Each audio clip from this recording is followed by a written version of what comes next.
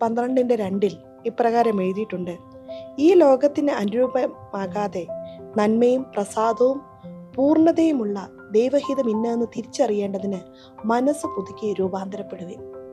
മനുഷ്യന്റെ മനസ്സ് അതൊരിക്കലും ശൂന്യമായിരിക്കുകയില്ല. എന്തെങ്കിലുമൊക്കെ തോട്ട്സ് അതിനകത്ത് വന്നുകൊണ്ടേയിരിക്കും. അത് നല്ലതാവാം, ദൈവികമാകാം, അല്ലെങ്കിൽ പൈശാചികമായിരിക്കാം. എന്നാൽ നമ്മുടെ മനസ്സിൽ എന്ത് കയറണം എന്നുള്ളത് നമ്മളാണ് അതിന് തീരുമാനിക്കേണ്ടത്. ഒന്നുകിൽ അത് ക്രിസ്തുവുമായിട്ട് ബന്ധപ്പെട്ടുള്ളതാകാം, അല്ലെങ്കിൽ നമ്മുടെ ജഡവുമായിട്ട് ബന്ധമുള്ളതാകാം. എന്നാൽ അതിനെ പൂർണ്ണമായിട്ടും ക്രിസ്തുവിൻ്റെ നിയന്ത്രണത്തിലേക്ക് ആക്കുക എന്നുള്ളത് വളരെ പ്രാധാന്യമുള്ളതാണ്. നമ്മൾ ഒരുപക്ഷെ നമ്മുടെ ജീവിതത്തിൽ ഒരു ദിവസം നമ്മൾ ഒത്തിരി TV പ്രോഗ്രാം കാണുന്നതും സംസാരിക്കുന്നതും നമ്മുടെ ചുറ്റുമുള്ള സുഹൃത്ത് വലയങ്ങളുമൊക്കെ ആണ് നമ്മളുടെ മനസ്സിലേക്ക് എന്ത് വരണമെന്നുള്ളത് സ്വാധീനിക്കുന്നത്. എന്നാൽ നമ്മൾ ഒരു ദിവസം ദൈവവചനം വായിക്കുന്നതിലൂടെയും പ്രാർത്ഥിക്കുന്നതിലൂടെയും പരിശുദ്ധാത്മാവിനാൽ നിറഞ്ഞ് ആരാധിക്കുന്നതിലൂടെയും നമ്മുടെ ഫെലോഷിപ്പിലൂടെയും നമ്മളായിരിക്കുമ്പോൾ നമ്മുടെ മനസ്സിൽ ദൈവികമായിട്ടുള്ള കാര്യങ്ങൾ കയറുവാൻ തക്കവണ്ണം ഇടയാകുന്നു.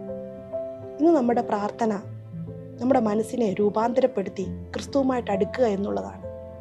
ക്രിസ്തുവിനെ പൂർണ്ണമായിട്ടും നമ്മുടെ മനസ്സിനെ നിയന്ത്രിക്കുവാനായിട്ട് വിട്ടുകൊടുക്കുക. ഒരു വ്യക്തിയുടെ ജീവിതത്തെ മാറേണ്ടതിന് മുമ്പ് ആ വ്യക്തിയുടെ മനസ്സാണ് ആദ്യം മാറേണ്ടത്. അതുകൊണ്ട് തന്നെ ഇന്ന് നമ്മുടെ പ്രാർത്ഥന, കർത്താവേ, ഞങ്ങളുടെ മനസ്സിനെ അങ്ങയുടെ കരങ്ങളിൽ തന്നുകൊണ്ട് പ്രാർത്ഥിക്കുന്നു.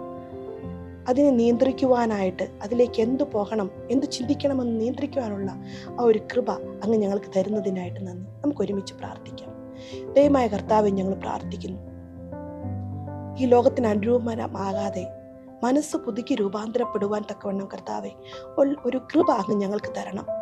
ഞങ്ങളുടെ മനസ്സിൽ ഒരു നെഗറ്റീവായിട്ടുള്ള കാര്യങ്ങളോ ഒന്നും കയറാതെ യേശുക്രിസ്തുവിൻ്റെ വചനവും പ്രാർത്ഥനയാലും ആയിരിക്കാൻ തക്കവണ്ണം അങ്ങ് ഞങ്ങളെ സഹായിക്കുന്നതിനായിട്ട് നന്ദി. അങ്ങയുടെ വെളിപ്പാട് ഞങ്ങളുടെ ഹൃദയത്തിൽ നിറയട്ടെ. ഈ ലോകത്തിൻ്റെതായിട്ടുള്ള ഒന്നും ഞങ്ങളുടെ മനസ്സിൽ ആവശ്യമില്ല.